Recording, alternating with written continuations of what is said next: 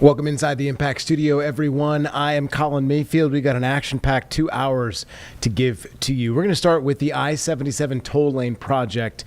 A lot has been said about this, not only from residents but leaders both from Charlotte, Mecklenburg, and NCDOT.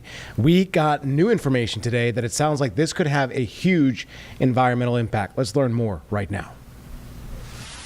So I'm a 1960 baby, right? So I grew up along LaSalle and 77. Well, 77 wasn't there. So as a kid, I remember, all of a sudden my friends, my neighbors, they were gone because all of a sudden they needed to move, and we understood that a highway was coming through.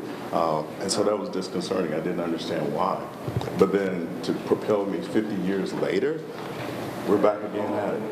We're impacting communities like McCory Heights, Wesley Heights, and all those communities that were diverse now, but they were particularly African American. And so I'm here to make sure that we protect as much as we can. All the neighborhood presidents along the 77 stretch, have gotten together. We're beginning to understand. We didn't understand until late October what was really happening, and that's when we began to talk. And I was like, wait a minute, this is impacting you? Well, this is impacting me. And so that's when we began to raise our voices. And I'm very thankful for the presidents who are good stewards of their community to make sure that we amplify those voices. And I thank members of the county commission, particularly these here, and members of city council who have major concerns about all of this. And I'm hoping that we can stop the progress. Tell me a little bit about your thoughts when you found out about the maps. Like when you saw the maps in October, when you saw the maps in November. Yeah. I think that's Sorry. Ouch. That's the talk that a lot of county commissioners are having, a lot of city council members are having. Is like these maps weren't available in 2012 and 2014 and 2024. So I'll tell you, they always, NCDOT is always boasting that they had 30 community meetings, right? They came out with us. So they came out to my community. I invited them to our third ward board meeting. They never said anything about impacting Frazier Park. They never said anything about taking homes in Wesley Heights. Really never said anything. This was more like a checkoff from my perspective. And then so to go to the public meeting at Johnson C. Smith and begin to see all of this, got a little warm. That's not the word I want to use, but got a little warm about it. And my board, we decided we began to get in the fight, to at least protect as much as we can along the community, along the 11 miles. What did you think when you heard some of the county commissioners' reactions today, based on the presentation that was given? Yeah, it was spot on. It's what the community has been saying since last year. You know, wait a minute, you're impacting houses, you're impacting parks, you're impacting air quality. So they're spot on. And particularly Alvin and that whole timeline. Excuse me, I'm so sorry. The whole timeline that she gave, yeah, that was spot on about the frustration that we all are feeling, that we passed the point. Some say we've passed the point of return, no return, but I think she's right that we might be. And we were over in those neighborhoods today and just seeing how much they're used, how frequently they're used. Do you think people understand the impacts, or do they just hear 77 and just not really understand what could happen with this? Say that again, I'm sorry. The parks are so populous. Yeah. People might not realize the place they go to every day could disappear. Mm-hmm. Do you think people maybe need to pay a little more attention now? Well, I think people in general need to understand when these projects start, because this started back in 2014, right? So 2014.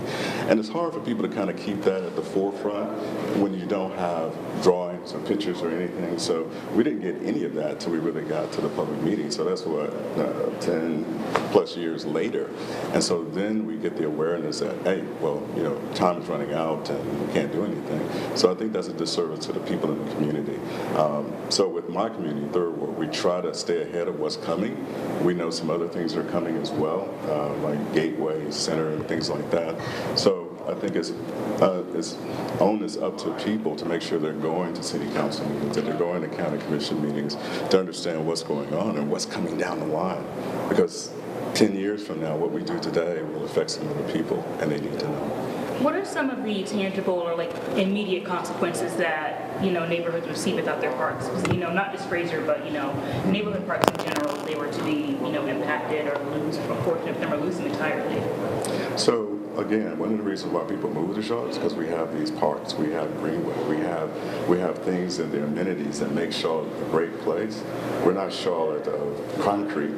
We're Charlotte, and we're a great community that understands that you got to have all of these other wonderful communities like parks and greenways to run, to enjoy life, to cycle, to do all those different things. So.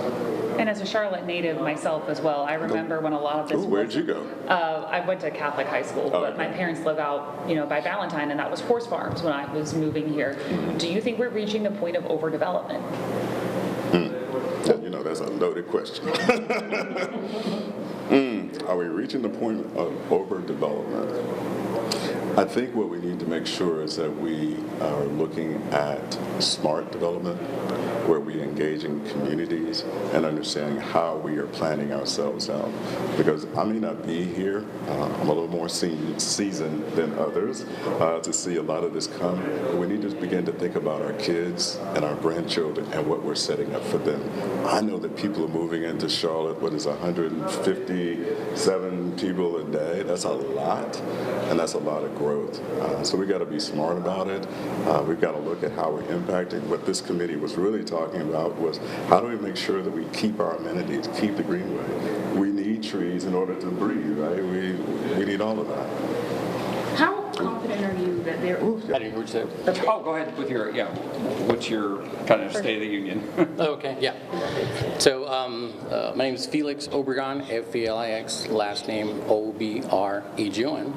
And so we are still in preliminary designs, 10 to 15%, and we are still working through reviewing all the impacts associated with the project itself, we are following the National Environmental Policy Act that makes us assess all the analysis to all the environment along the project corridor.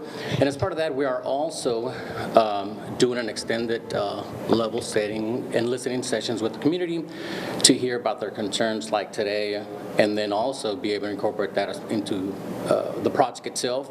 We are going to open a community engagement in the upcoming weeks, and as part of that, we're going to have office hours as well as virtual hours to hear from the community about the concerns and how we can incorporate those priorities into our project as we move forward. But again, we're still in the preliminary stages with 10 to 15% of the project itself. Felix, you heard some strong comments from the commissioners about how they felt deceived and hadn't received information in a timely fashion. How would you answer that? Well, the project has been around since 2007 with the fast lane studies, and then it was prioritized, submitted through the CRTPO in 2014 as a priority project for CRTPO as well as with NCDOT. And since then, we've been having community meetings with the neighborhoods, over 30-plus neighborhood meetings this past year, as well as 2 public meetings. And we're continuing to have the engagement. That's part of the reason that we're having this extended listening session. And we are going to open a community center to have our office hours for folks to come into our office, learn more about the project, as well as us learning from them and listening to them about their community priorities and how we incorporate those priorities and the benefits into our project. The specificities today surrounding the parks, a lot of the comments were hands off the parks, don't touch the parks. What is your response to some of the projected impacts from what we saw today? Again, the project is still 10 to 15% in preliminary design. It's still a long way before we get to the final designs. And as part of that too is one of the, because we know that parks and the greenways are important to the community, one of the things that we're doing is putting special attention to those areas. And part of that too is making sure that we minimize and avoid impacts. What we're doing is following the National Environmental Policy Act, which again makes us do an analysis of our project before we do make any decisions. And there's also strong federal regulations that protects the parks and the greenways. So what we're doing is, again, trying to minimize the impacts as much as we can and try to protect them as well. And if for some reason there are some impacts, we are required by law to provide mitigations. A lot of people in the community feel like they're not being heard and stuff like that. Is there anything that you can give them reassurances that you are being heard? This isn't a done deal? Again, we're still in the 10 to 15% preliminary design with the project, and what we're doing is we're having this extended listening session where we are going to have an actual office building where folks can come in, learn more about the project, and also for us to listen to their concerns and their priorities and how we can learn from them and be able to incorporate those priorities into the project. And also, the project is still a long ways before we get to final designs. So there's plenty of time to hear and listen from us and us learn from the community so we can incorporate those community priorities as well as learn about their community benefits that they are looking for, and we can incorporate those items into our project design. When is the anticipated open date for that office? Well, we are still working on that, trying to secure a building, but we're working really hard to try to secure that as soon as we can, and we'll provide that information. But yeah, we're definitely want to get that an office, and it'll be within the corridor itself, so it'll be easy for the residents to walk up to the office and for us to listen to them and learn about the project. Are you surprised at all by the strong reaction the past few weeks? Well, we know that the community is engaged, and we know that parks and the greenways are important to the community. So that's part of the reason that we're having this extended listening time to be able to listen to the community, hear about the priorities, and we're having this the office building with office hours and in-person communication as well to listen to their priorities and community benefit and how we can incorporate community benefits into the project. I was in the McCrory Heights neighborhood last week. I spoke to some neighbors who kind of mentioned that they don't necessarily even want to pause. They just want to stop.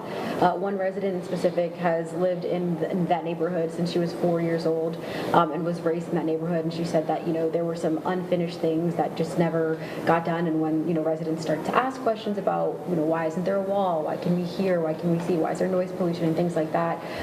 There were really no answers. How do you answer those questions for residents in neighborhoods like that?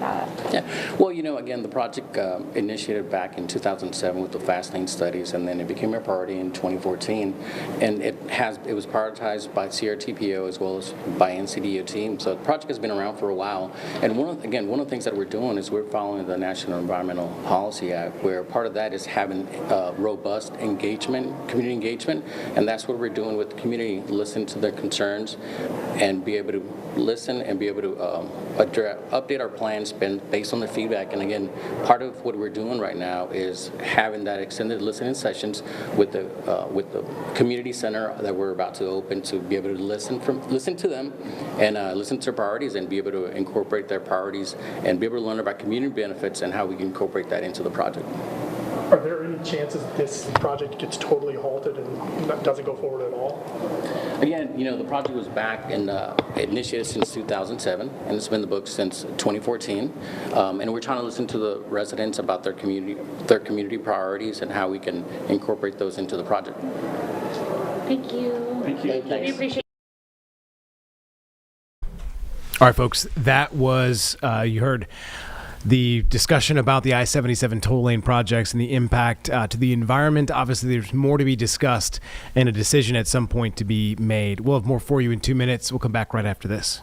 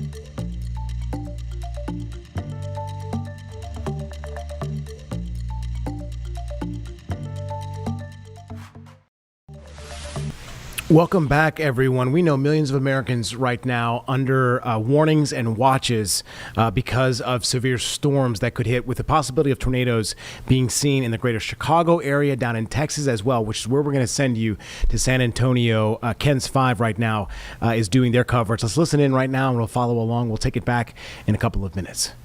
Magnetic rotation is starting to dissipate. You still have some really strong winds at the current moment. So if there's some dissipation going on, we still need to take this very seriously as this cell is heading into the northern ends of Uvalde County and the southern portions of Real County, specifically Camp Woods and areas along Highway 55.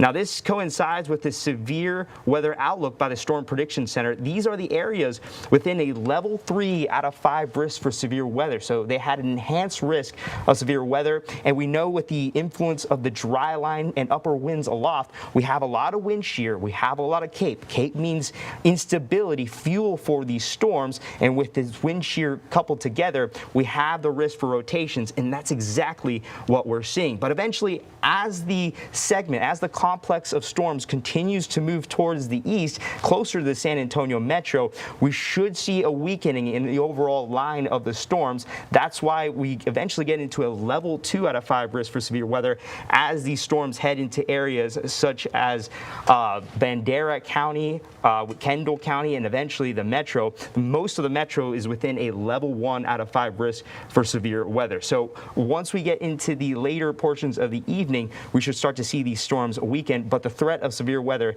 is still there. So let's check back once again on the radar, and we'll see if the storm is continuing or if we're seeing signs of weakening. And we're noticing that it's getting closer to Camp Wood.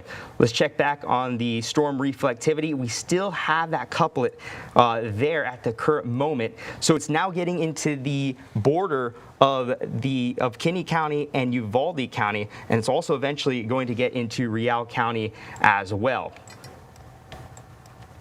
So there is the rotation. So right now, Camp Wood, this is the time to get into your safe spot.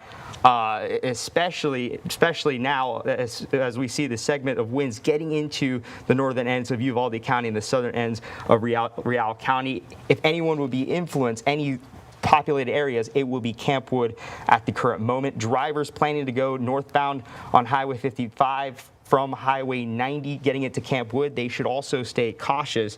And I'm just receiving word from the National Weather Service. Okay, this word from the National Weather Service is about another potential warning in Edwards County. This is about this cell right here, and it's talking about a large hail core clipping the southeast of Edwards County as well. Let's get back into the base reflectivity. And we're also noticing a severe thunderstorm warning for areas south of Rock Spring at the current moment due to that hail core. So this is exactly what the National Weather Service was talking about in their chat towards all the meteorologists here in south central Texas. Now getting back into the storm relative velocity, the cell producing the tornadic winds is still getting closer. It's crossing the county lines of Kinney and Uvalde County.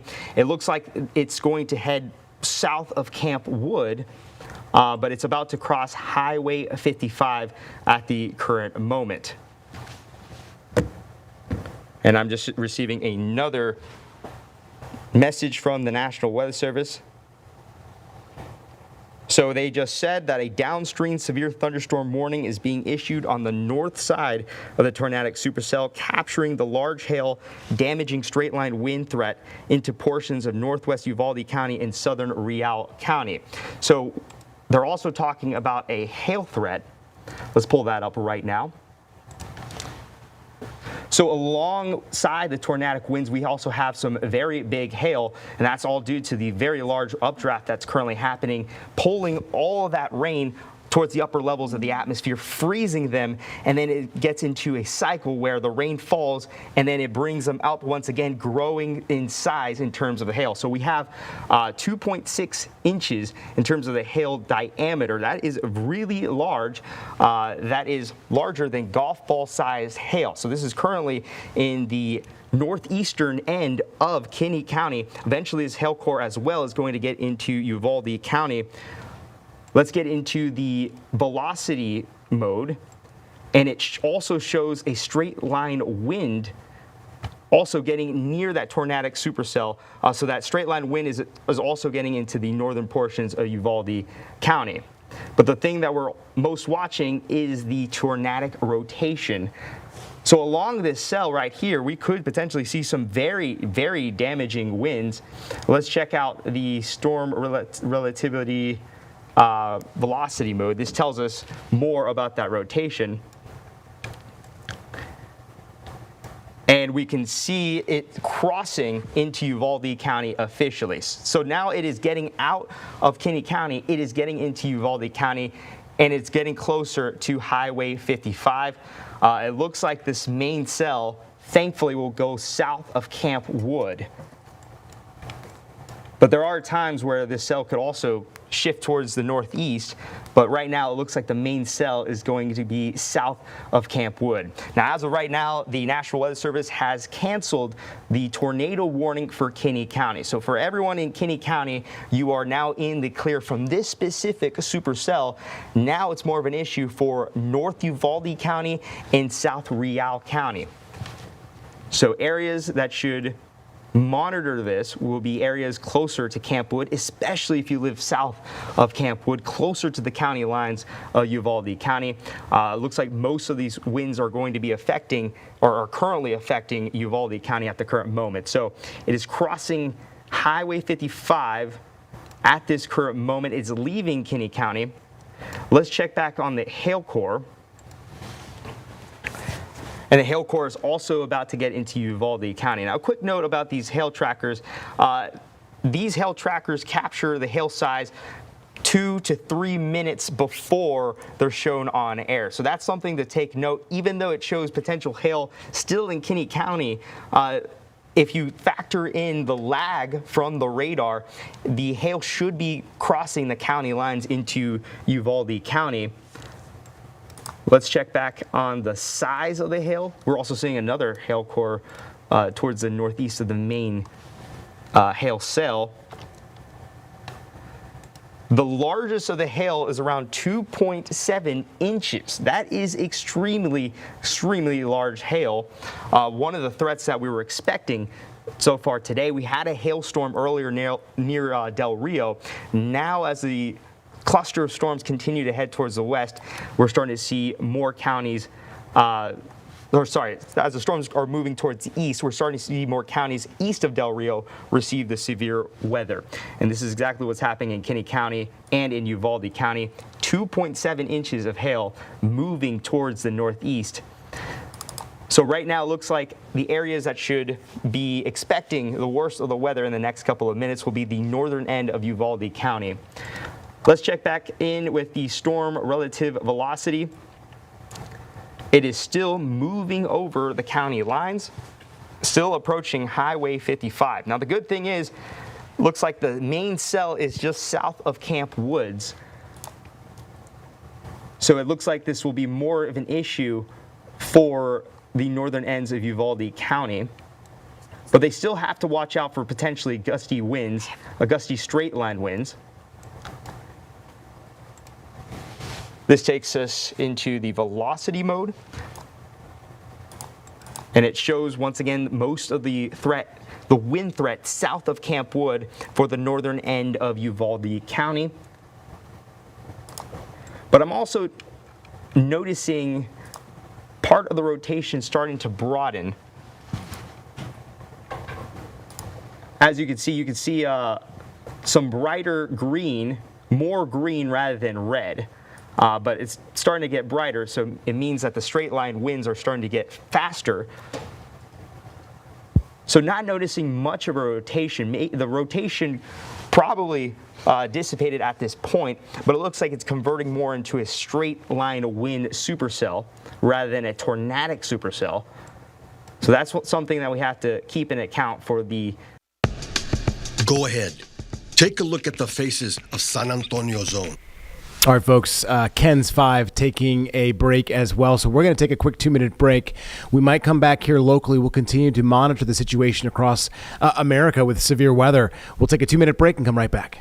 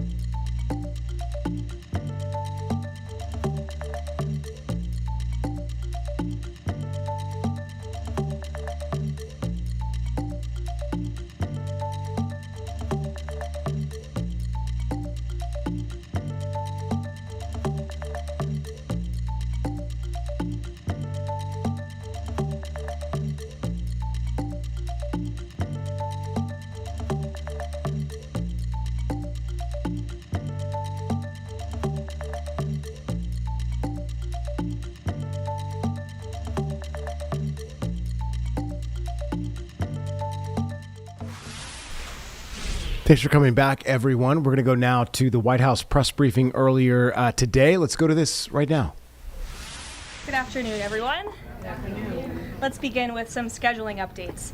Tomorrow, President Trump will travel to the great states of Ohio and Kentucky, where he will tout his economic victories and detail the administration-wide efforts to continuing lowering prices to make everyday life more affordable for working Americans. The president will visit Thermo Fisher Scientific in Ohio and give remarks at Verst Logistics in Kentucky.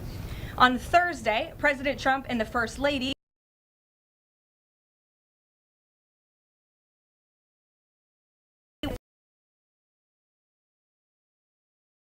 the president will sign several executive orders, and we will provide more details on those later this week.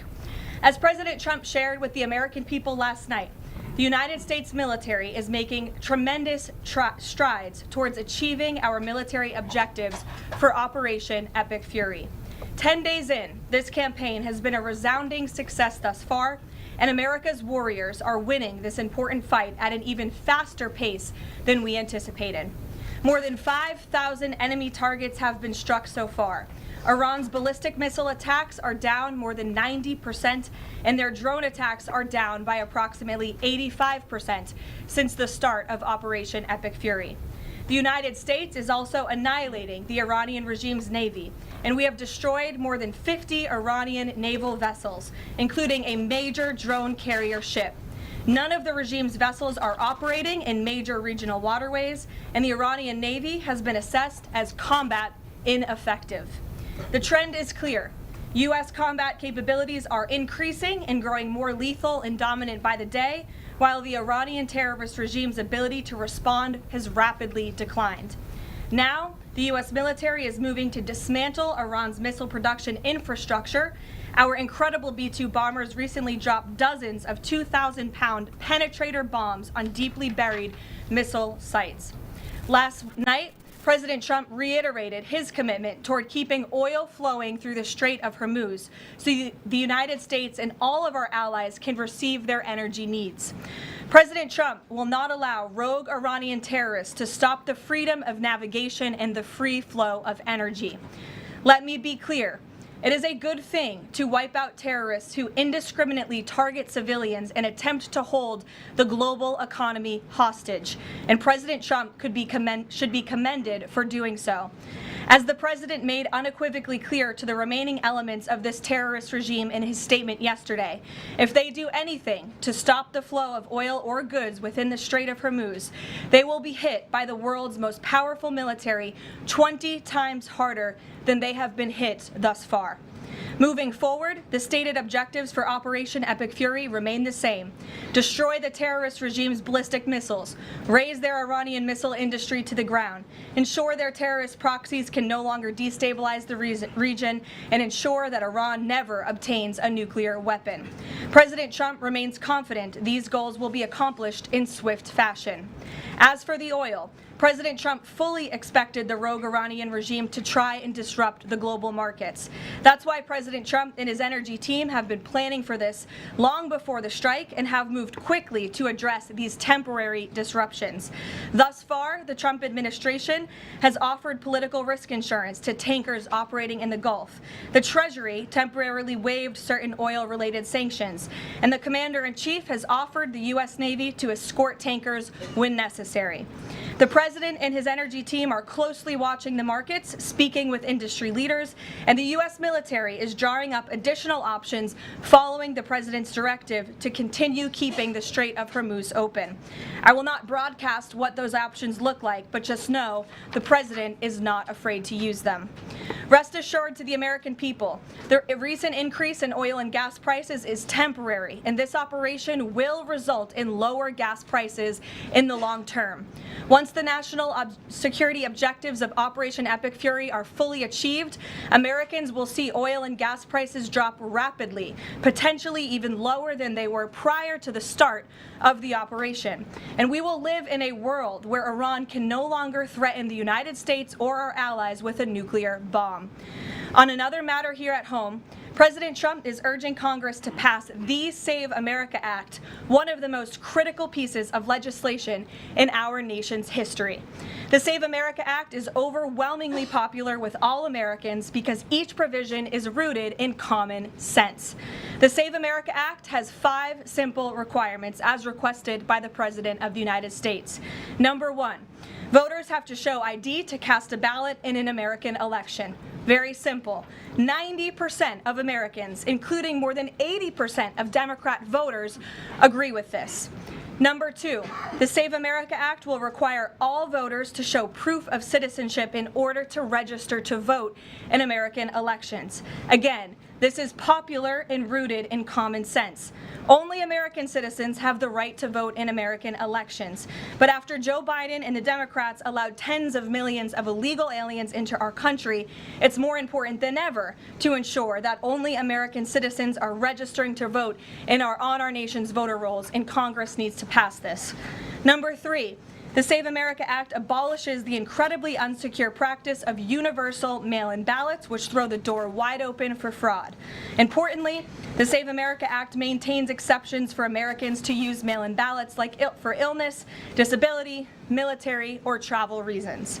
The bipartisan 2005 report of the Commission on Federal Election Reform, chaired by, of all people, former President Jimmy Carter and former Secretary of State James Baker, concluded that, quote, absentee ballots remain the largest source of potential voter fraud, and it is time for Congress to finally address this.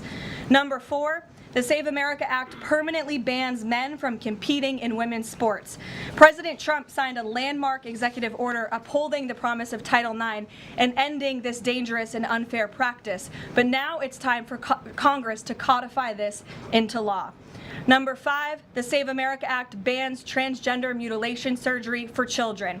Again, President Trump signed a common sense executive order to do this and kept his promise to the American people, but now Congress needs to do the same and codify it. It's well past time for Democrats in Congress to stop perpetuating the radical and false claim that you can somehow change a child's sex. You cannot. Passing the Save America Act is the most important thing that Republicans and frankly Democrats can do to strengthen election integrity and protect our democracy. It's what the American people elected Republicans to do, and they must deliver on it as soon as possible. The President is calling on Congress to get the job done and send this historic piece of legislation to his desk immediately for signature.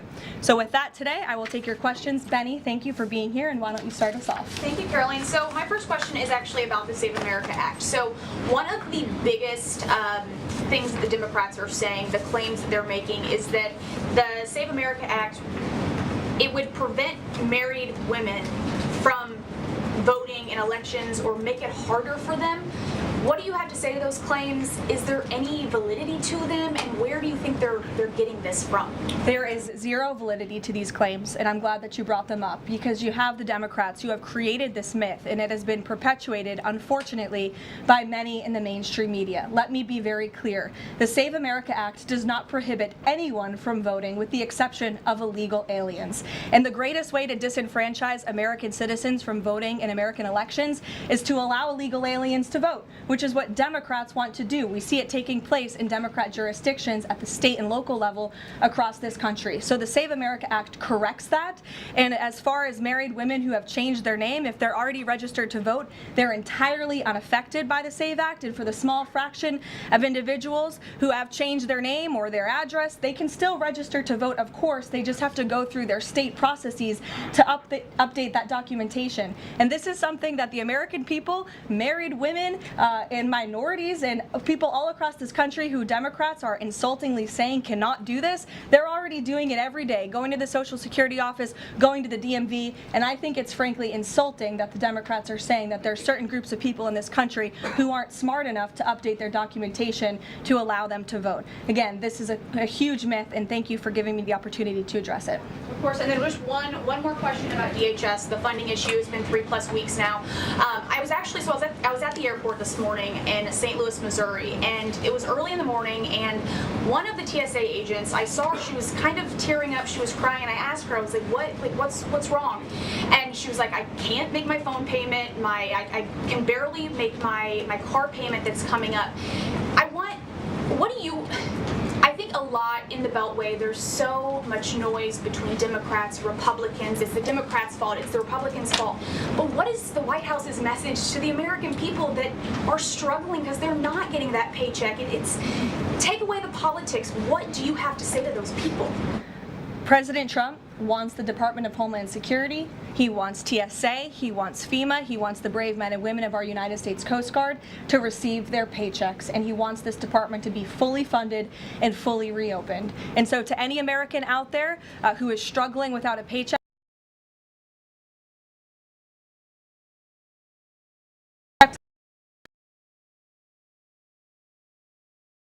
was going faster than anticipated.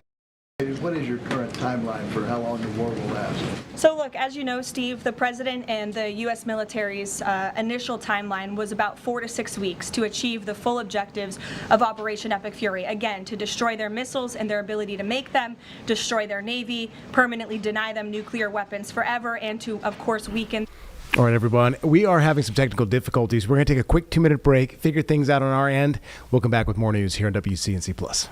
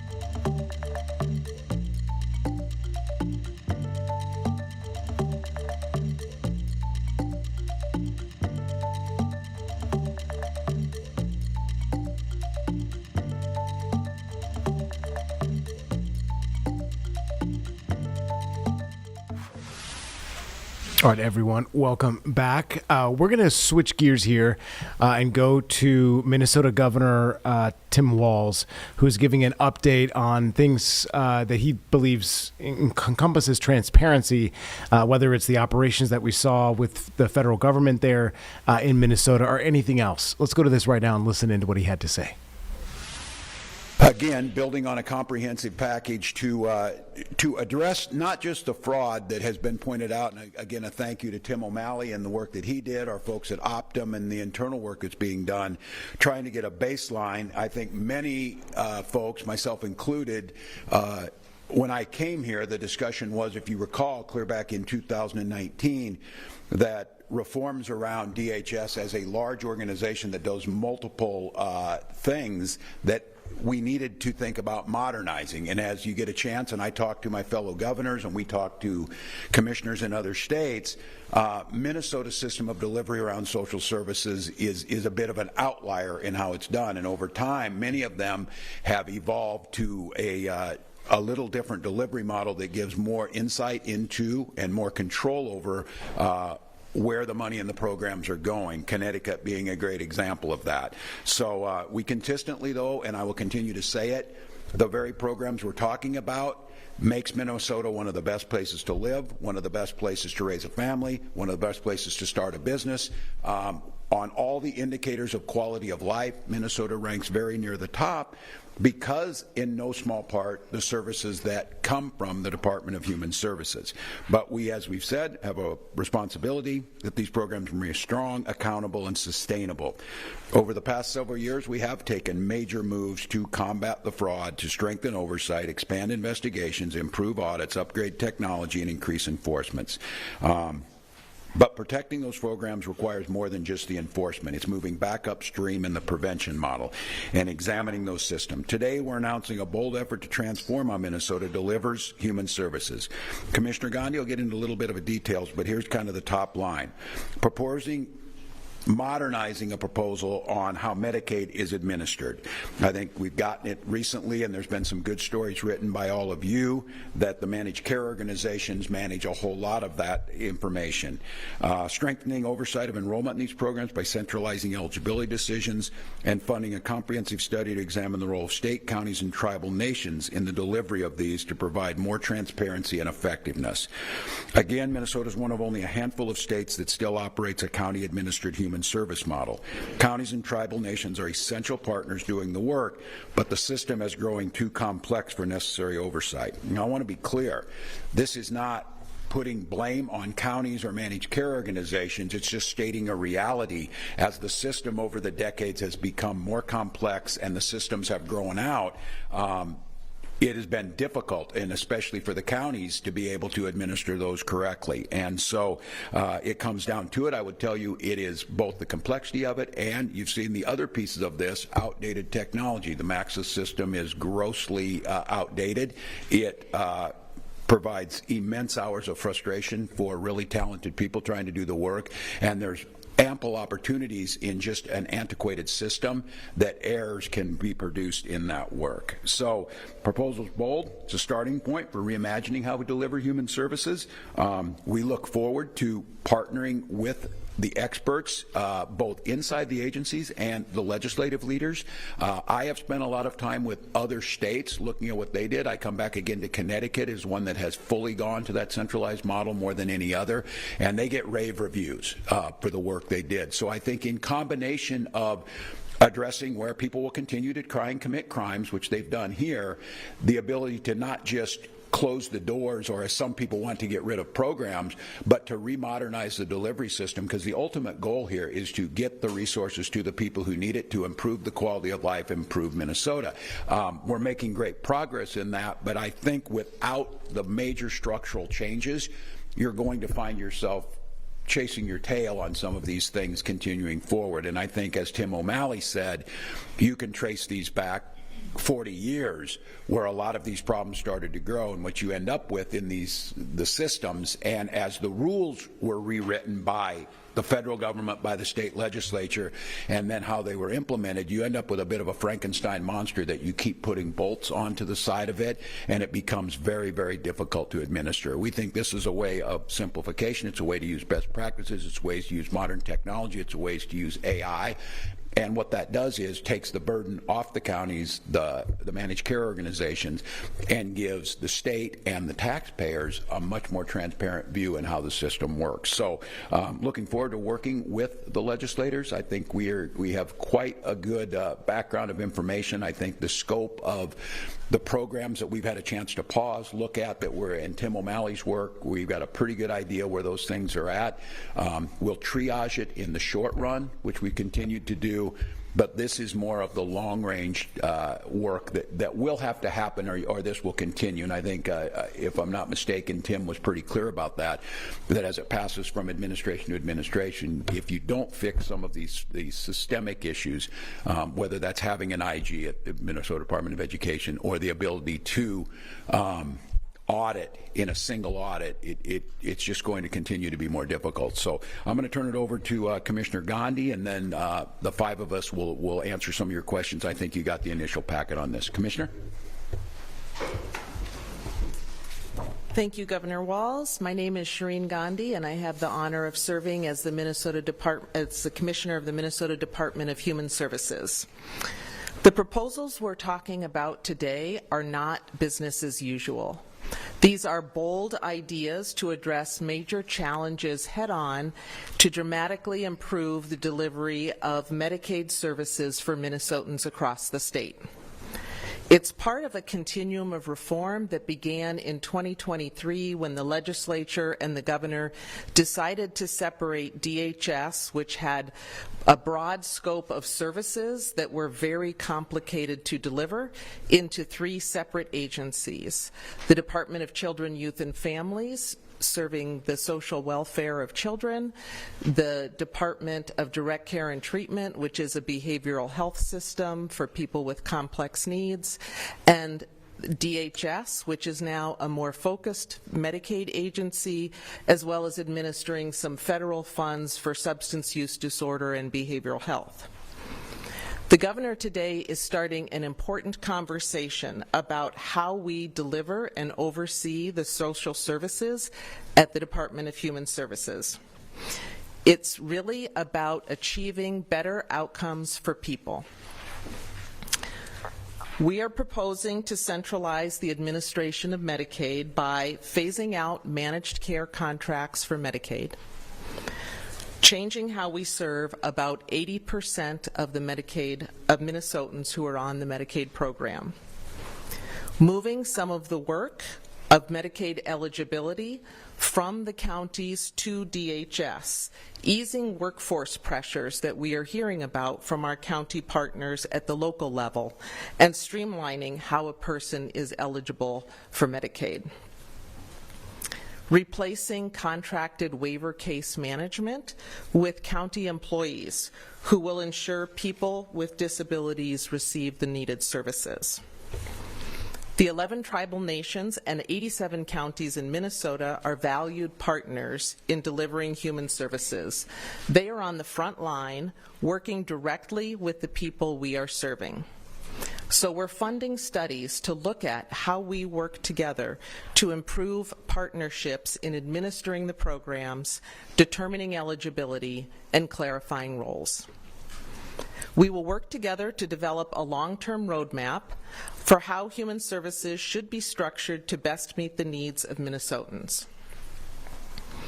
Today, DHS is also announcing the release of a request for proposal on agency transformation.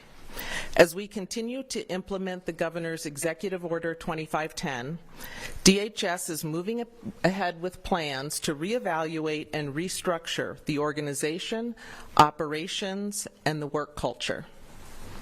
The state is seeking proposals from independent consulting firms to provide recommendations on improving effectiveness of the department.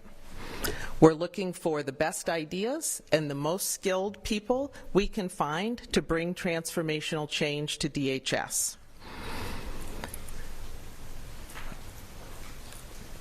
We are also, as an organization, looking at our culture, where 2,300 workers and managers support each other to catch and address problems early.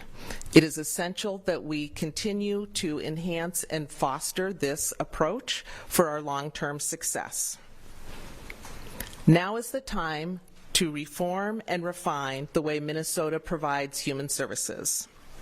Minnesota is striving to be a national leader in program integrity and eliminating fraud, waste, and abuse, while also having among the best outcomes in the country for Minnesota's 1.2 million people who rely on the services, including people with disabilities, children and families, and older adults. Thank you. Perfect. We know this is a big undertaking. It needs to happen. These are the structural changes that happen. This is not as simple as, well, people didn't care and they weren't watching, whatever. A lot of these are structural barriers or the divisions of how they go once they go to the counties, once they go to the managed care organizations, that we believe that there are better models, there's better technology. It's not going to be without its challenges. Just upgrading those legacy computer systems is a huge undertaking, but they needed to be done. They needed to be be done a long time ago, but I think this is the opportunity now all in one to take care of it. So I look forward to working with there. Some really talented folks in the legislature that understand this issue pretty well. It's no secret to anybody in bipartisanly that I think folks knew that our system was antiquated. We knew that it had become cumbersome, and now we have to figure out the best way to streamline it. And so there's models out there. As we said, we're just one of a handful of states that still does it this way. Almost everybody else has kind of migrated away from that, and this will give us an opportunity to do that. And as I think the commissioner said, at this point in time, we're getting it to the point where I think our program integrity will be as strong as any state in the country, than most. Governor, our reporting found that the managed care organizations were often the ones spotting and flagging the fraud that typically want the agency ignored or slowed. Is there support that doing away with the managed care organizations will reduce fraud and improve? I can't speak to that. I don't know if anyone who's been there let the IG. James Clark, Inspector General at the Department of Human Services. To answer the question, I haven't seen any evidence that managed care organizations are better at spotting or detecting fraud than the Department of Human Services. I think right now the issue I'm seeing is we have a patchwork of Medicaid oversight in Minnesota, right? It's decentralized and complicated. We have 8 different managed care organizations with 8 different approaches to detecting and preventing fraud, and they're not necessarily sharing information with each other, right? So Medica doesn't know what Blue Cross is looking at. Blue Cross doesn't know what United Health is looking at. United Health doesn't necessarily know what other managed care organizations are looking at.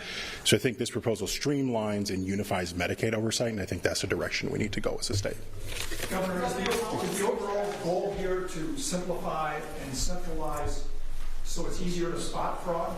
Well, I'll let maybe the commissioner talk about this too. And I said, I think, Tom, it's always multiple focuses of ours. And I think what gets lost in this is getting the services to improving the quality of life for Minnesotans first and foremost is a priority. But I think the conversation we've had in here is that it's not an either or, meaning we're focusing on getting the money out so we don't have time to focus on the fraud. It has to be 100% of both. So, Commissioner, I don't know if you want to talk what we get out of modernization. Yeah, I think the decentralization and the fragmentation of oversight creates transparency challenges for the department. So if we have a single administrative service organization and we are uniformly applying enhanced prepayment review and post-payment review, then DHS has sight lines into that and is able to provide clear direction on how to manage and address those. I think also that also helps us with clear upstream policies and procedures, because we can't just be catching this on the back end. Governor, do you need legislative buy-in on this already? DFL Chair John Hoffman said he's incredibly disappointed. He has committee jurisdiction. He just found out about this last night. Well, with all due respect, he didn't just find out about it. They do have jurisdiction. They need to work on it. The executive branch is responsible for carrying these out, and to be very candid, we're telling you that the way some of these things are structured are antiquated and we need to work together. So look, Senator Hoffman is an expert in this. I look forward to meeting and working with them, but we've got a responsibility to put our proposals out. So just candidly, I'm a little disappointed that we would start with that, because these are conversations that were brought to me before I was even elected governor and said, you're going to have to do something with DHS. You're going to have to tackle DHS. It's antiquated computer systems. It's decentralized control. So, yeah, we're going to need legislative buy-in. And I know there's people over there that are serious about it. Senator Hoffman is one of them.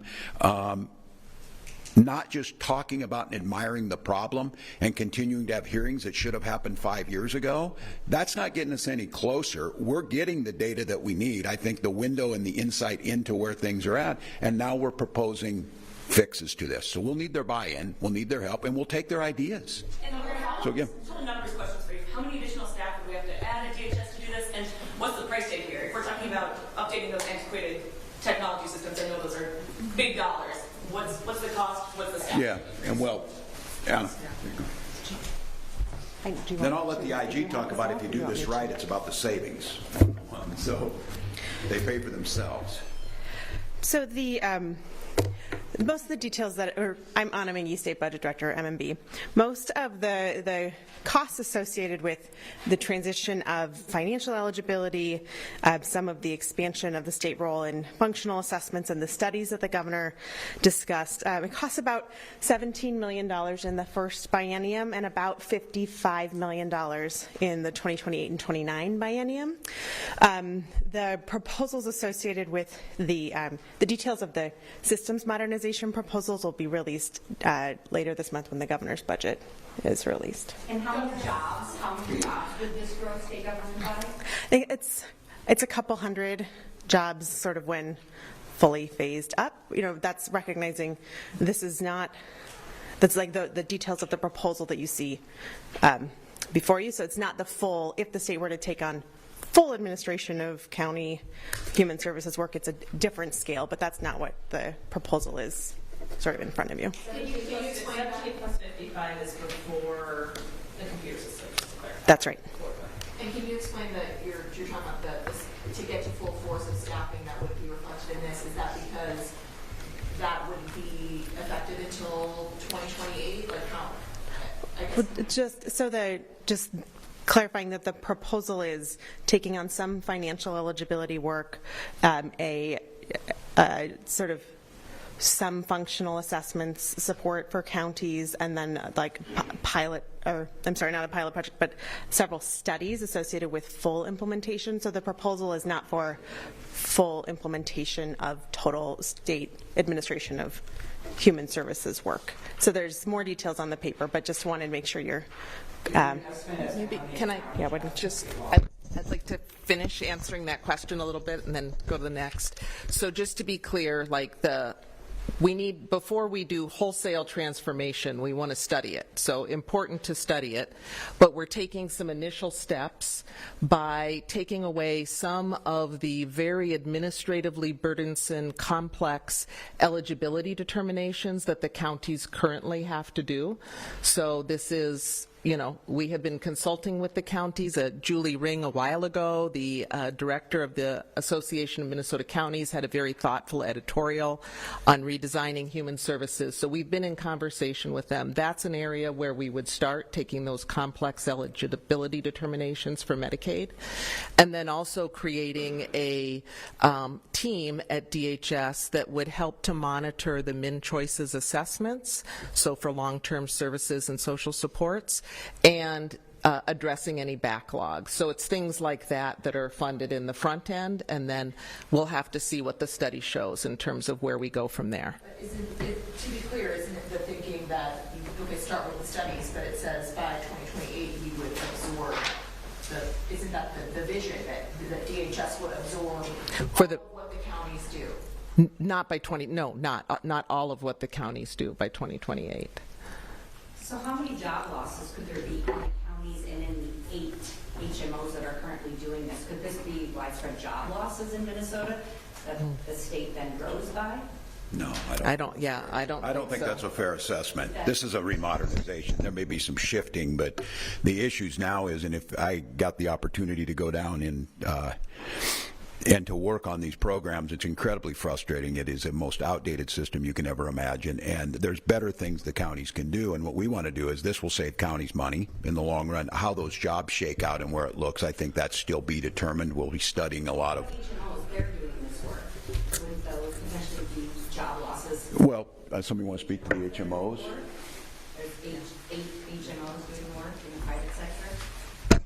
So I think that question is better left to them if their Medicaid lines of business were to phase down. So I think that's a question for the plans themselves. With respect to the counties, this is really seeking to address some of the workforce issues and the systems issues that they've cited. So we want to work with them on how to alleviate those pressures, see what the state can do in a more streamlined, efficient way.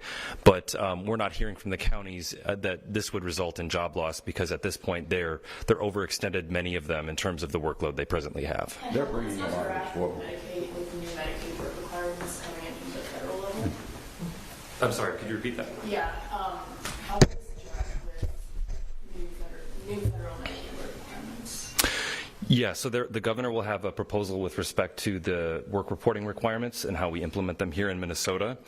And the way that we're proposing to go forth with that is to have the state, of course, handle that workload within DHS. So that's going to be the proposal for how we handle that particular piece of HR 1 here in Minnesota. And that's regardless of whether MCOs are... Right, so that's a new above and beyond kind of current processes and policies requirement with HR 1 that we have to implement, and the way that the governor will propose that is that the state will take that on from implementation forward. That'll mostly be paperwork requirement rather than work requirements, and I think both red and blue state governors are noting that with HR 1. So yeah. John might actually Sure. you can do that if you want. But how does this interact with the conversations you're having with CMS about the corrective action plan? Are some of these changes things that CMS has asked for as you navigate this broader funding fight with the federal government? So those are really separate proposals that we have made in response to CMS's demand really for a corrective action plan. So we have proposed a number of actions that align with these proposals, but they're different. So taking on certain eligibility functions, administering the program through an administrative service organization centrally within DHS, those are things that I think will help us achieve some of the objectives in the corrective action plan that we've given to CMS. But they are, I'd say they're aligned, but not directly, the same proposals that we've submitted to CMS. The type of thing that the Trump administration, the federal government wants to see changes for the state. Well, aligned in the same direction. Yes, so I think certainly this helps us have greater visibility and transparency with respect to the way that operations, occur within the Medicaid program. Right now, there's a great degree of delegation and fragmentation within the system, and the aim here is really to centralize, standardize policy across the programs, have better visibility into the operations, and again. All right, guys, that is it from Governor Walz there in Minnesota. A lot of things discussed. Obviously, much of that was about the fraud found by daycare centers in Minnesota. More to come from that from the state as well. But we just got an update from CMPD that I want to let you know about. It says that detectives of the Charlotte-Mecklenburg Police Department's homicide unit conducting now a homicide investigation on the 4300 block of Central Avenue in the Eastway Division. We had talked about this being a death, did not necessarily know that it was a homicide here. So shortly after 4:30, they responded to a welfare check on Central Avenue at this 4300 block. Upon arrival, they say that officers discovered a female victim with life-threatening injuries. They pronounced the victim dead on scene. So they are now responding and investigating this. And of course, we'll keep an update on this from CMPD as they are going to update this potentially tonight, maybe tomorrow, but we'll make sure that we have those updates and we'll pass them along to you. We're going to take a quick 2-minute break and come back right after this.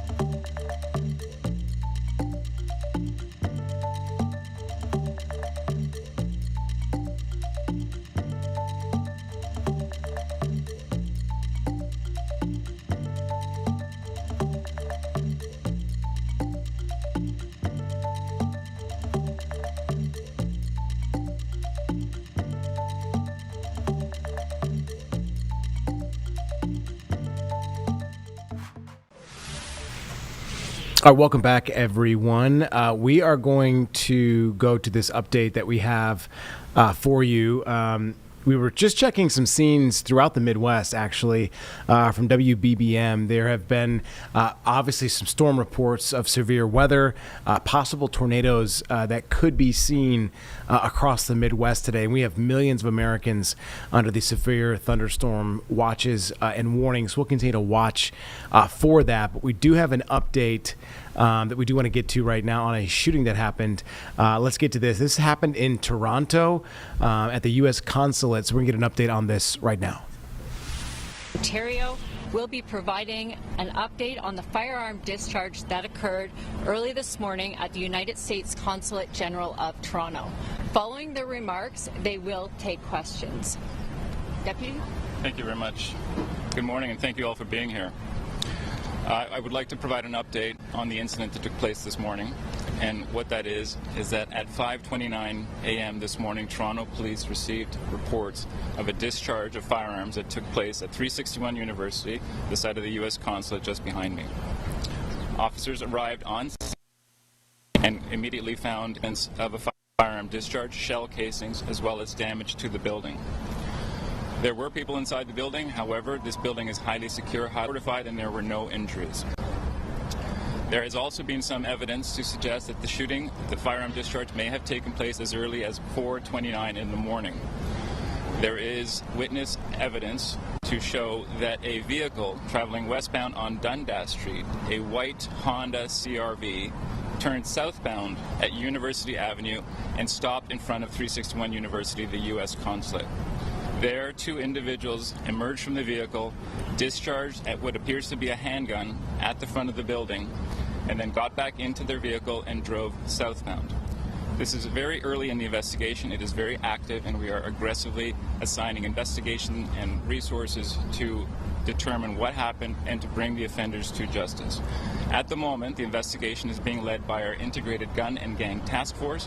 However, it's important to note that we are in partnership, collaboration, and cooperation with many of our GTA partners as well as our federal partners, and you'll be hearing from Chief Superintendent Leather momentarily. I would like to state that the Toronto Police Service takes incidents like this with extreme seriousness. We appreciate and understand the concern, how unsettling this is, how disturbing it is, and how angry it may make some citizens. And I can assure Torontonians and Canadians that the Toronto Police Service considers this the most serious, the utmost serious type of event, and we are actively pursuing its resolution. I would also like to ask that any members of the public who may have some evidence, some dash cam footage, some video footage, anything that might be suspicious activity that could be connected to this, that they please contact the police to assist us with our investigation. Again, I will repeat, the suspect vehicle was a white Honda CR-V. There were two males, two individuals that emerged and discharged the firearms. This is early in the investigation, and of course, as it unfolds and we're able to provide more information, we will surely do so. And now I'd like to turn the microphone over to Chief Superintendent Chris Leather. Thank you, Deputy. Good morning, everyone. My name is Chris Leather. I'm the RCMP Chief Superintendent for Criminal Operations here in Ontario. I'm going to make some formal remarks here, and then I look forward to questions that the media may have afterwards. Our community has experienced a deeply concerning incident, and I want to begin by acknowledging the worry and uncertainty many people are feeling today. Our thoughts are with everyone affected, as well as those who may be feeling unsettled by what has occurred. At this stage, I can confirm that the RCMP is working closely with the Toronto Police Service and our international partners who will assist us in a fulsome investigation into the shooting that took place overnight, early this morning, at the American Consulate behind us.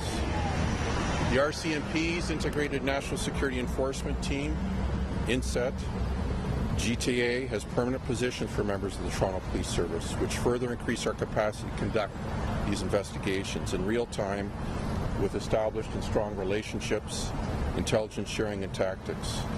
At this time, the INSET team has been engaged, as this is a national security incident, and we are working with Toronto Police and others to understand the motivations of those involved.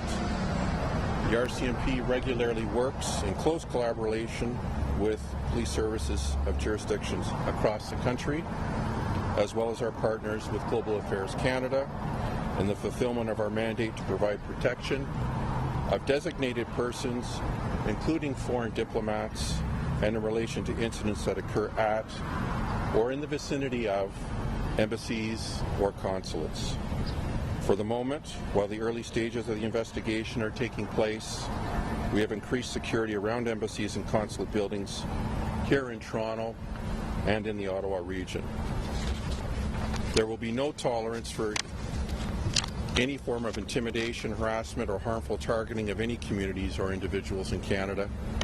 We want to assure that everyone's safety and security is at the forefront of everything that we do.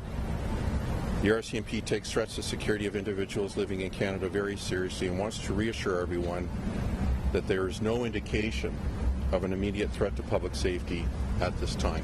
Thank you. And we'll take questions now if you guys have some questions. Chief Leonard, you talked about working to figure out a motivation. We've already heard officials, including the mayor of Toronto, seemingly link this to the heightened tensions in the Middle East. What's your response to that, and is that a fair positive effect? It's too early for us to determine where the links lay or may not with those that are responsible for the shooting. That is obviously part of the active investigation, and we're just simply not in a position to comment on that any further. This is a federal investigation. Could you speak to how that changes the charges, the penalties, like how did that elevate the seriousness? Section 83, which is the portion of the Criminal Code of Canada that deals with terrorism offences, if it's indeed determined to be that, is the mandate under which we operate as the National Police Service pursuant to our integrated national security enforcement teams. But to be clear, these are integrated units that undertake these investigations. So while it may be RCMP-led, it also has the Ontario Provincial Police. Toronto obviously will have a key role in this investigation, and the other large police services in the GTA in particular will be working with us diligently on this investigation, which is now, of course, a high priority matter for us to take on. Chief, this does come after 3 shootings at synagogues in the city in recent days. Is there anything to suggest that the incidents are connected? Including, you have recovered shell casings from both scenes, right? From some of the synagogue shootings at here, will you be looking at whether they're... We definitely will be... Sorry. We definitely will be looking at any possible connections. Obviously, it is far too early in this investigation, but we do not look at them in isolation. We look at them collectively, and if and how there is something that is found in that to support that, then that will obviously color and direct how the investigation unfolds. But it is not lost on us that the city has unfortunately experienced similar types of events, extremely serious and very concerning shootings at synagogues, and this very much factors into how we will approach this matter as well. Sir, you mentioned there's evidence to suggest the shooting may have happened in the morning, What time do you believe the shooting actually happened? We believe the shooting happened at 4:30, around 4:29 in fact. And then someone called in at 5:30? Exactly. Or actually, an officer was flagged down. So there was a gap. This is why when we share the time of the event, we would like people to be aware that that would be the time. If you were in this area, if you have dash cam footage, for instance, it would have been around 4:30 or so that we believe the incident to have taken place. Again, I'll state that it's early, so investigators are still piecing things together. But this is an early understanding of when we think the timeline may have been. And first week flagged down the police, was that some of the works of the consulate? I don't have that information to share at the moment. Did both individuals that got out of the vehicle, they both had firearms and both shot at the building? Is that your understanding? It's unfortunately because the investigation is still very active and early. I can't share that. I can tell you that there was a handgun that was discharged and that both individuals were involved in that discharge. And did bullets actually go through the front door? Can you maybe elaborate a bit on the damage? I haven't had a look myself or spoken specifically with anyone about the damage, but I can tell you, as most people would know, this is a heavily fortified building, very secure. The glass and the walls are reinforced, and so I don't believe that there was any penetration, if you will, of projectiles into the building. In fact, it's quite possible that people in the building would not have even noticed. That's how strong this building is behind me. So again, we're still piecing some information together, and as we're able to share more updates, we will do so. I can tell you that there were multiple shots fired. I don't have an exact number to share with you at the moment. More than one. What's the collaboration right now with U.S. partners? Where does that stand? What can we do? There's obviously formal communication going on with our U.S. counterparts, the FBI, the consulate itself here. We've had members at the consulate here this morning, along with Toronto Police, meeting with staff here and their senior executive to discuss the incident. Be rest assured, those conversations are also occurring in Ottawa between officials there and their U.S. counterparts at the embassy. Mr. Ford was just speaking, and he mentioned something about how people need sleeper cells are operating in Canada right now. Is there anything you can share about any intelligence about incidents like this one or others that we're seeing being ordered from outside the country? Yeah, I don't have any information to provide at this time on any sleeper cells that may or may not exist in Canada. Suffice to say that our CSIS counterparts and the INSETs across the country are actively investigating matters such as this, and we will continue to do so.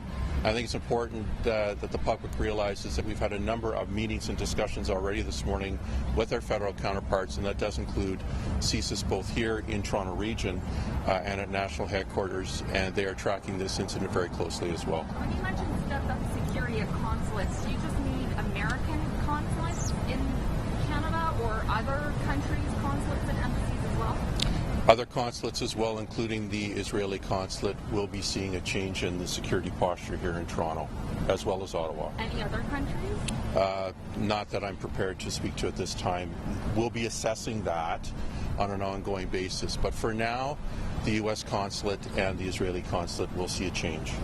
So why did you choose those two consulates specifically? Well, I think it's fairly obvious based on the incidents that have occurred here in Toronto and elsewhere that these consulates deserve a heightened amount of vigilance and security at this time in the hopes that we can bring the temperature down in the coming days and weeks. Has something like this ever happened before with the U.S. consulate shooting? Not in my memory. I can't recall us either investigating or becoming aware of a shooting here, Deputy. I cannot recall a shooting. I do recall many, many years ago a firebomb incident. We're going back a ways. I mean, it won't be lost on anyone that the U.S. consulate is the site of many protests and demonstrations, as well as because of geopolitical events. The Israeli consulate has seen a lot of gatherings, people assembling, expressing themselves. So that this would be a scene where something like this would be where the manifestation of frustration with geopolitical events would happen is not lost on us, but that might in part explain why this building is as secure and as fortified as it is. Do we know how many people were inside the building at the time of the shooting? I believe there were people inside at the time. I can't confirm that. However, as I was mentioning earlier, the building is so fortified, it's quite possible that people inside would not have noticed that there were shots. Pardon me, that there were shots directed at the front of the building. And are you able to confirm? I'm not sure how many shots based on the casing. So I'm afraid I'm not able to share that with you. I can say that it was multiple shots and there were multiple casings. Last question, please. So what's entailed in determining if this is terrorism related? You mentioned that was a possibility. Well, it's definitely a national security incident because we had the U.S. consulate, after all, struck by gunfire. Whether it's a terrorist event or not, that'll be subject to the investigation that will be undertaken in the coming days and weeks, and that'll be based on the evidence that's collected both here at the scene and subsequently through the work with our partners. Can you just give us an update quickly on traffic? How long is southbound getting closed? I'm afraid I'm not able to tell you exactly. I mean, I could follow up with you if you like. I'd speak to the people here that are protecting the scene, and rest assured that as soon as we're able to open up traffic, we will. We realize that this is obviously an inconvenience for people, but the investigation is of a very high priority, and we are making sure that we are not leaving anything to chance and looking at every little detail. I'd like to thank everyone for attending today. Just a reminder, if you were in the area early this morning around 4:29, if you're driving and you have dash cam footage, or you're a pedestrian and you have some video surveillance, potentially maybe on a cell phone, to please contact police. No matter how small anything could be to you, evidence-wise, it could be really big for us as a police agency to help us solve this case. So we are requesting anyone with information to please come forward.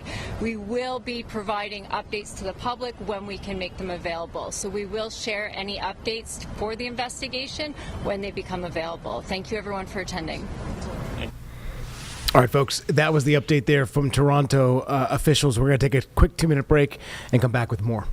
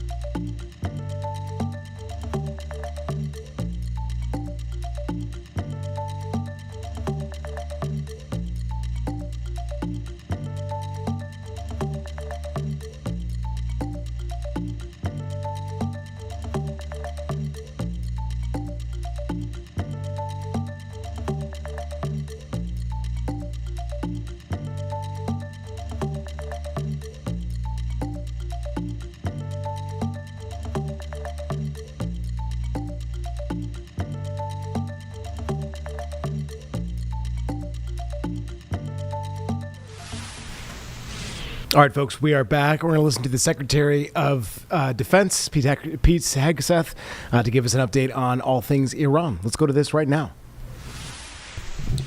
Well, to our fellow Americans, brave warriors, and steadfast allies, good morning. You know, as someone who led soldiers in the streets of Baghdad and Samarra, Iraq, and who trained counterinsurgents in Kabul, Afghanistan, and who still carries the weight of brothers lost to Iranian terrorist proxies, many backed by the same Iranian regime we're confronting now. This fight, Operation Epic Fury, it hits home. Our generation understands this fight. For 47 years, these barbaric savages in the Iranian regime have murdered our brothers in arms, my guys, your guys, our guys. Through their terrorist proxies and cowardly attacks, now they race toward a nuclear bomb to hold the world hostage.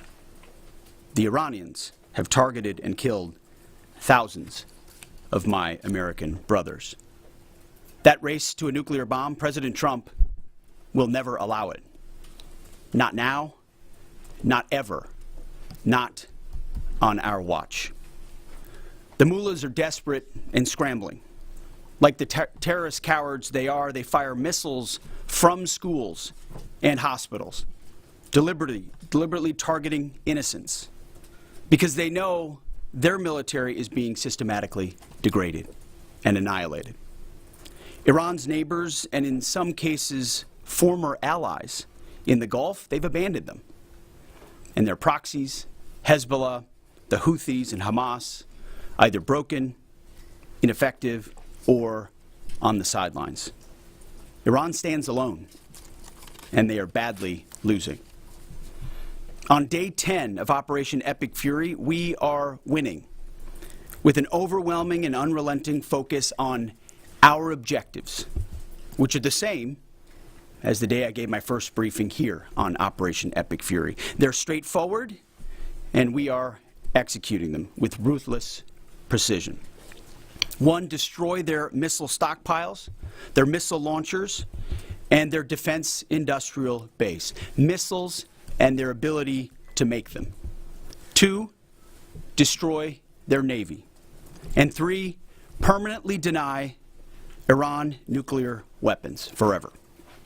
It's a laser-focused, maximum authority mission delivered with overwhelming and unrelenting precision. No hesitation, no half measures. As President Trump declared yesterday, we're crushing the enemy in an overwhelming display of technical skill and military force. We will not relent until the enemy is totally and decisively defeated. But we do so on our timeline and at our choosing. For example, today will be yet again our most intense day of strikes inside Iran. The most fighters, the most bombers, the most strikes. Intelligence more refined and better than ever. So that's on one hand. On the other hand, the last 24 hours have seen Iran fire the lowest number of missiles they've been capable of firing yet. Just the bifurcation, just the trend lines that we talked about on our first briefing. You see, this is not 2003. This is not endless nation building under those types of quagmires we saw under Bush or Obama. It's not even close. Our generation of soldier will not let that happen again, and nor will this president, who very clearly ran against those kinds of never-ending, nebulously scoped missions. Those days are dead. Instead, we're winning decisively with brutal efficiency, total air dominance, and an unbreakable will to accomplish the president's objectives on our timeline. We stay locked on the target because here at the Department of War, that's our job. Now, the chairman and I, having just returned from Dover last night, our troops and their families and the enormous sacrifice that they make is certainly heavy on my mind. So I'll close with scripture, drawing strength from Psalm 144. Blessed be the Lord, my rock, who trains my hands for war and my fingers for battle. He is my loving God and my fortress, my stronghold and my deliverer, my shield, in whom I take refuge. May the Lord grant unyielding strength and refuge to our warriors, unbreakable protection to them and our homeland, and total victory over those who seek to harm them. And amen. God bless our troops and this mission. Mr. Chairman, over to you. Thank you, Mr. Secretary, and good morning, everyone, and thank you for being here. I'm here today to continue the updates to the American people and to those in the room on Operation Epic Fury. First, let me start with honoring our fallen. As the Secretary said, on Saturday and again last night at Dover Air Force Base in Delaware, our nation's leaders honored our returning fallen as they arrived home for their final time. Last week I shared a few of the names, and today I want to share the rest. Major Jeffrey O'Brien and Chief Warrant Officer 3 Robert Marzan were the final two fallen to return home, and members of the U.S. Army Reserve's 103rd Sustainment Command out of Des Moines, Iowa. Last night, as the news has been reporting, we honored the return of Staff Sergeant Benjamin Pennington of the U.S. Army 1st Space Brigade from Fort Carson, Colorado. When I met Ben's family last night, his mom, his dad, and his sister, they showed me a picture, a drawing that Ben had made when he was in kindergarten. It was clear all the way back then that Ben wanted to do one thing in his life, and he wanted to serve his country and be a soldier. And to the Penningtons, just know how Ben was absolutely a great one. And finally, Major Sorfleet Davies, who returned home this weekend after sadly passing away from a medical condition while on duty in Kuwait. We welcome him home as well and mourn with his family. To the families and the families of all of our fallen, we share in your profound grief. The Joint Force remains eternally grateful for your sacrifice and the gift of a great example that your service members have given all of us. I want you to know that their names will never be forgotten, and you and your family are part of our Joint Force family forever. Let me talk a little bit about the progress thus far, acknowledging that Admiral Cooper will likely continue to give updates from CENTCOM. As the Secretary said, we're in the 10th, moving into the 11th day of Operation Epic Fury. The Joint Force remains focused on 3 military objectives: continue to destroy Iranian ballistic missiles and drone capability in order to prevent attacks on the U.S. and others throughout the region.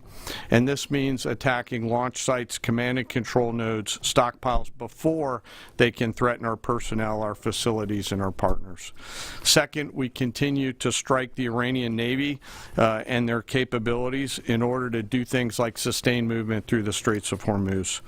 And third, we continue to start working on and going deeper into Iran's military and industrial base in order to prevent the regime from being able to attack Americans, our interests, and our partners for years to come and project power outside their borders. This means servicing production facilities, research and development sites, and infrastructure. Let me turn to the map. We're going to try digital today to prevent laser injury.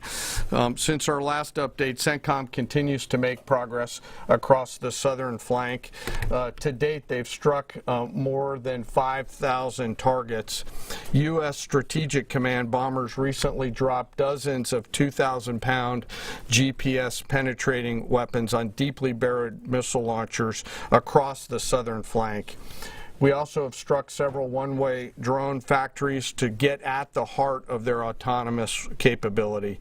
And of course, alongside our regional partners along the southern flank, continue to execute intercepts against one-way attack drones using fighters and attack helicopters. Our strikes mean we've made significant progress in reducing the number of missile and drone attacks out of Iran. Ballistic missile attacks continue to trend downward, 90% from where they've started, and one-way attack drones have decreased 83% since the beginning of the operation. A testament to our air defenders and our air defense systems, and as I said, our partners in the region continue to do great work as well. Second, we're making substantial progress towards destroying the Navy.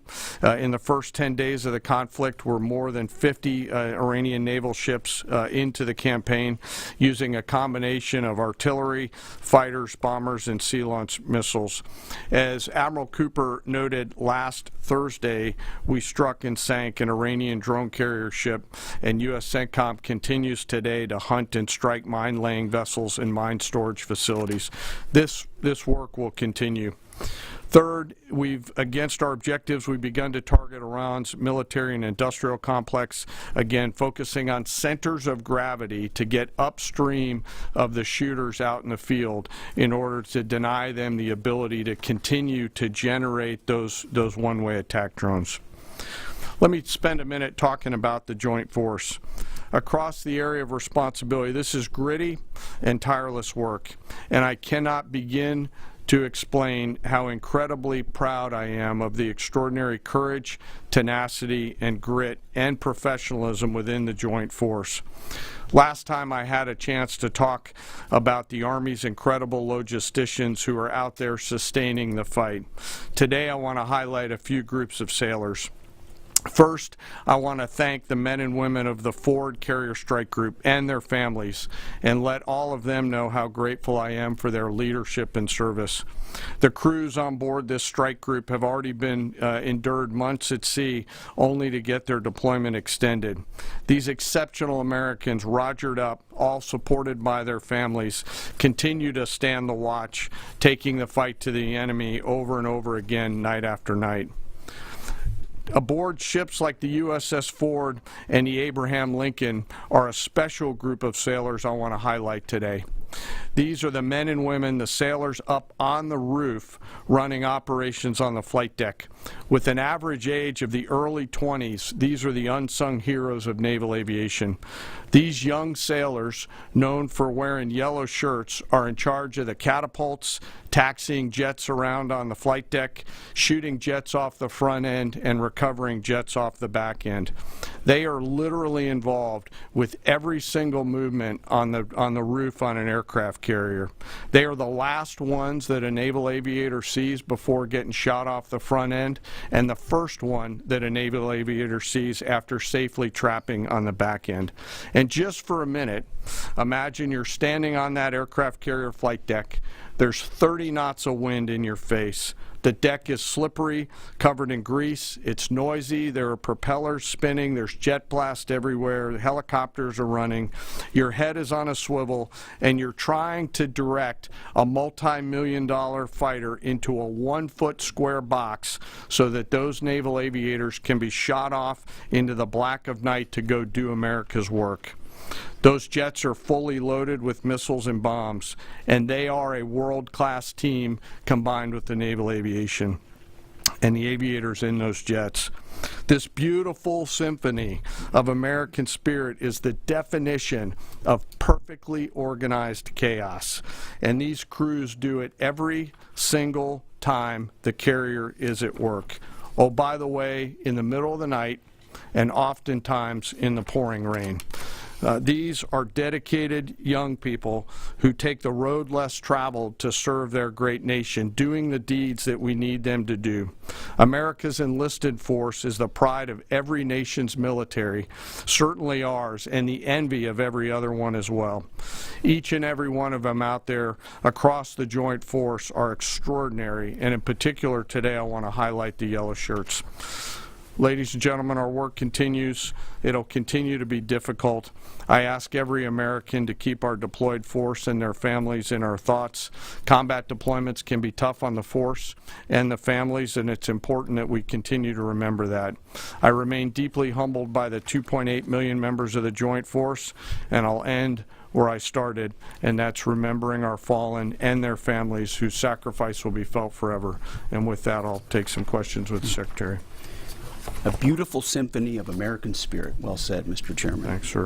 And I will just note that no other country in the world is capable of executing what the chairman just described, day after day, night after night, unrelenting.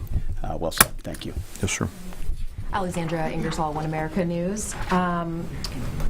You talked, Mr. Secretary, you talked at the conference in Florida on Thursday that there was a 90% missile capabilities degradation and 83% drone degradation, and I know the chairman just repeated those numbers.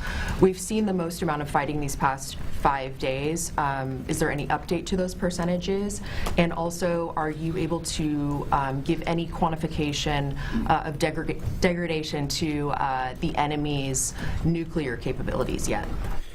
What those numbers represent is a persistent low ability to respond, which is what we're looking for, right? It's if the enemy can simply wait and then project power, that's problematic. And we've seen some spurts here or there, but ultimately the trend lines, if you look at the charts that we look at every day, have gone like this down to a flat. It doesn't mean they won't be able to project. It doesn't mean our air defenders still don't have to defend. They do, but that is strong evidence of degradation, along with the battle damage assessment that the Joint Staff does, which takes time. You've got to look at imagery and recognize whether something's been simply degraded or it's been destroyed, or whether an underground facility has been collapsed or completely obliterated. So there's differences in how you evaluate that, but the numbers staying that low is a demonstration of the efficacy for sure. Yeah, Mayor. Thanks, Mr. Secretary. There's been reports that the new leader of Iran has been wounded. Do you know if this is true and what his condition is? And then another one, President Trump said he had a really good call with President Putin yesterday. Will Russia be aiding us in this conflict, and can you share anything on that? Well, the President, as I've said before, maintains strong relationships with world leaders, which creates opportunities and options for us in very dynamic ways. So the President said it was a good call. I was not on it, but those that were said it was a strong call, reaffirming hopefully the opportunity for some peace in Russia-Ukraine, and also a recognition that as it pertains to this conflict, they should not be involved. The first question was? On the new leader of Iran, there's reports that he's been wounded. Oh, the new leader of Iran. He would be wise to heed the words of our president, which is to not pursue nuclear weapons and come out and state as such. As far as his status, that's not something I can comment on right now. Yeah, right here. Great. Mr. Secretary, Eric Schmidt with the New York Times. A question for you first. Last week you talked about this being the beginnings of an air campaign that could last 3 to 8 weeks. Can you give us your assessment on where we are now? And Mr. Chairman, in any conflict, the enemy or the adversary adapts to the tactics it faces. Can you talk about the most challenging adaptation the Iranian military has made to the U.S. military? What challenges are you facing most right now? Thank you. I appreciate the question. Where we are is in a very strong place, giving the President of the United States maximum options. And from the beginning, from this podium, we haven't stated how long it will take. Our will is endless. Ultimately, the President gets to determine the end state of those objectives, right? But what he's said continually, and I want the American people to understand, is this is not endless, it's not protracted, we're not allowing mission creep. The President has set a very specific mission to accomplish, and our job is to unrelentingly deliver that. Now, he gets to control the throttle. He's the one deciding, he's the one elected on behalf of the American people when we're achieving those particular objectives. And so it's not for me to posit whether it's the beginning, the middle, or the end. That's his, and he'll continue to communicate that. What we serve him as is we give him updates on a daily basis of exactly where we are so he can make that determination on the throttle. Mr. Chairman. Thank you for the question on adaptation. As you're right, no plan survives first contact with the enemy or Murphy. They're adapting, as are we, of course. We have very entrepreneurial warfighters out there. I'd rather not, for operational security reasons, tell them what's working. So I'm not a not answer that question based on that. But we are watching what they're doing, and we are adapting faster than they are. Are they more formidable than you anticipated, General? I mean, I think they're fighting, and I respect that, but I don't think they're more formidable than what we thought. Secretary Arzat, thank you. Jordan Conrads from the Gateway Pundit. Axios reported, citing U.S. and Israeli sources, that the U.S. was not happy with strikes on 30 fuel depots in Iran. While this is anonymous sourcing, it seems kind of congruent with what President Trump said yesterday, that there's certain spots they don't want to hit relating to energy infrastructure that would take a long time to rebuild. And whether this reporting is true or not, what's your message to Americans, those who supported the president and those who aren't really in favor of this war and who worry that Israel might be taking advantage of the U.S.'s backing? And then for Mr. Chairman, for you, I wanted to ask, when you say that we're moving inland, what capabilities does Iran have to shoot down jets over their land? And would that trigger some kind of rescue operation that could risk a bigger ground operation? Well, I would just state by saying Israel's been a really strong partner in this effort. Where they have different objectives, they've pursued them. Ultimately, we've stayed focused on ours. But what Iran has felt is the power of the world's two most powerful air forces.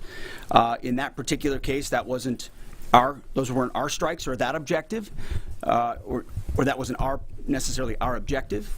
But the president has made it clear to those concerns that we're not getting pulled in any direction. We're leading. The president is leading. He's determining where we want to go, what the outcome will be, what the end state is, with a very keen eye. And I understand those concerns because I've heard from a lot of people who I went through 20 years of those wars myself, worried about getting dragged in, worried about mission creep, worried about nation building or democracy expansion.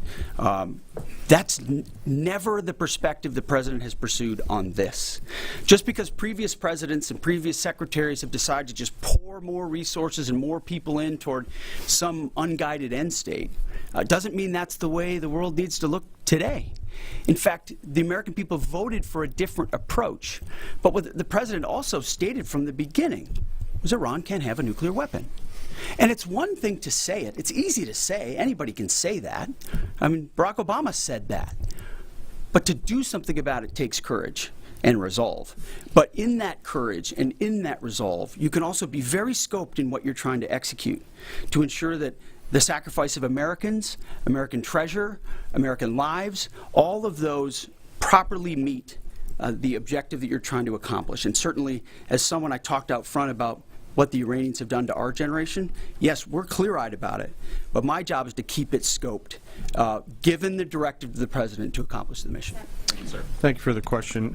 Most of their higher-end surface-to-air missile systems are not factors at this point in time. We're able to move around fighters that are moving deeper with relative impunity. Always some risk out there. I don't want to say that there isn't, and we'll always maintain and retain capability of doing search and rescue type of things. But I don't want to get into the details. But thank you for the question. Shelley. Thanks, Mr. Secretary. President Trump told our team on the ground early this morning that the thing that has surprised him the most during the course of this operation so far has been the Iranian regime attacking countries that are not attacking them. I'm curious if that surprised you as well. And General, curious if you were open to the possibility of escorting vessels through the Strait of Hormuz, and if you could describe some of the challenges of doing so. Big mistake by the Iranian regime to start targeting its neighbors right away, exposing who they are and what they're all about, indiscriminate targeting, flailing recklessly at the beginning. I can't say that we anticipated necessarily that's exactly how they would react, but we knew it was a possibility. And I think it was a demonstration of the desperation of that regime then and that regime now, that they still think their pathway out is to try to alienate their Arab partners even more, who've instead decided to come to us and have been willing to go on the offense, have been giving us access, spacing, and overflight in a new partnership that will continue to remake the region the way that President Trump did with the Abraham Accords. So you're pushing those countries in our direction to support this effort, further alienating Iran. And I think it's worth underscoring. I see in the media banners that say, war expanding or war spread. It's actually the opposite. It's actually quite contained, and more of those countries are coming on side, recognizing that you can't live under a conventional umbrella with nuclear ambitions with a radical regime like that. Again, properly scoping the objectives in the process. And then you want to talk about the Strait? Sure. On the potential, if tasked to escort, we'll look at the range of options to set the military conditions to be able to do that, and then, like we always do with every potential mission, come to the Secretary and the President with both what are the resources required, what is the command and control required, and what are the risks, and how do we mitigate those risks. So we're looking at a range of options there, and we'll figure out how to solve problems as they come to us. But I would reiterate also to add to what the Chairman said, the truth the President posted last night about that, saying if Iran does anything to stop the flow of oil within the Strait of Hormuz, they will be hit by the United States of America 20 times harder than they have been hit thus far. He goes on to say, death, fire, and fury will rain upon them. You've seen the truth and read it. But he takes very seriously the condition of that straits. We have capabilities that no other nation on earth has, and we're certainly working with our energy partners across the administration to control for that. That's part of that scoping of this. The world needs to understand this doesn't have, this isn't intended to be, nor is it something that will expand. We know exactly what we're attempting to achieve here, scoped properly, and the American people can count on that for sure. Thank you so much, Secretary Hegseth. President Trump has long said that he wants to minimize the loss of life in war, which wherever it occurs in whatever country, which so many people obviously appreciate. Can you detail the specific measures the Pentagon is taking to minimize civilian casualties and strikes inside Iran? And secondarily, is the Pentagon prioritizing replenishment of precision-guided munitions, long-ranged strike weapons, or air defense interceptors, and can you share any details on which systems are being prioritized? Yeah, seeing it from the inside every single day, including this, no nation takes more precautions to ensure there's never targeting of civilians than the United States of America. From the boat strikes in the Caribbean, where every single strike is assessed to this campaign here, no nation in the history of warfare has ever attempted in every way possible to avoid civilian casualties. And frankly, that's a point that just isn't appreciated enough. Where things happen that need to be investigated, we will investigate to the question shouted in the back, that it's not Open source is not the place to determine what did or did not happen. We take things very, very seriously and investigate them thoroughly, which takes time, and which is why it does take time. But ultimately, unlike Iran, who targets civilians indiscriminately, who we've seen in the intel moving rocket launchers into civilian neighborhoods, near schools, near hospitals, to try to prevent our ability to strike. That's how they operate. And then they set the targeting of drones and missiles toward civilian targets, hospitals, hotels, airports. CENTCOM's been very good about putting that information out. That's how terrorist regimes fight. They target civilians. We do not, and I can tell you this administration and this Pentagon focuses on that very, very closely. Does it have Tomahawk missiles? Is that Go when ahead, you right will here. hold someone Thank you. accountable if it turns out that that was a This US morning, mission that hit the school? Iranian government is saying a lot. They continue to say they're prepared for a long war. If that's the case, what could you tell the American people as far as the steps the Department of War is taking to make sure our troops have the protection and the resources they need as the mission continues? I think there's one thing I can sleep quietly at night knowing is that we're giving every resource humanly possible to our troops on the front lines to ensure they're protected. In fact, as I said in that first press briefing, even before we set the offense, we set the defense. We made sure we had the ability to defend, and then we moved as many Americans off the bases and into other places as possible. So as this progresses, the chairman, or the question was asked of the chairman about how the enemy adapts. Well, of course, we adapt, too, in real time. And to watch our warriors iterate on air defense and interdiction, on drones and missiles and how we get after it, it's incredible how they refine the tactics, bring in new assets to find different ways of getting at emerging technologies. So that is one of the things we're laser focused on every day. Yes, we're going on offense more effectively than any country in human history, but we're also ensuring that in every way possible we're defending the best Americans we have who wear our uniform, no doubt. Let's do one more. Thanks, Secretary Hexet. The President has indicated that maybe the operation will wrap up sooner than he thought it was going to. What's the plan once the U.S. stops military action? Will the U.S. play a role in the aftermath, or will they leave Iran to sort it out? Ultimately, the aftermath is going to be in America's interests, our interests. We won't live under a nuclear blackmail scenario of conventional missiles that can target our people, which is why the objectives have been scoped from the beginning. Missiles, missile production, a defense industrial base, Navy, all in service of ensuring they don't have nuclear power projection capabilities. That's what matters to President Trump, that's what matters to the American people, and ultimately that's why we're so laser focused on ensuring those objectives, and those objectives alone, are met. Thank you. I appreciate it. Thank you. All right, guys, we're going to take a quick 2-minute break before we round out our hours here. We'll be back in 2.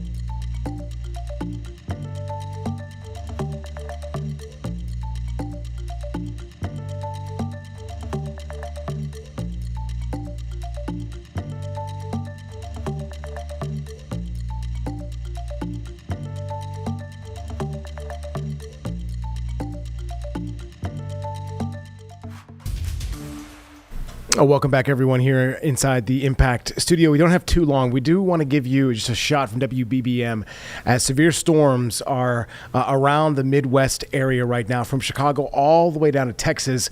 Severe weather is impacting millions of Americans, whether it's warnings or watches. And there could be tornadoes that touch down overnight, which is obviously very dangerous with the darkness that we have and that you can see. So we will continue to watch this towards our 11 o'clock show. An update for you from CMPD as well. There's a homicide investigation going on in the Eastway Division on Central Avenue, the 4300 block. There was a woman who was gravely injured at that scene and was pronounced dead on scene. Do not have a name or an age. We'll update you tonight at 11. We'll see you. Thank you.